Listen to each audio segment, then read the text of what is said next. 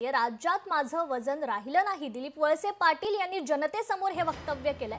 तर या वक्तव्यामुळे राजकीय वर्तुळात मात्र खळबळ उडाली आहे। अमोल कोल्हेंना निवडून दिलं, पण त्यांनी 1 रुपयाचंही काम केलं नाही। शिरूरच्या सभेत वळसे पाटील यांनी अमोल कोल्हेंवर निशाणा साधलाय।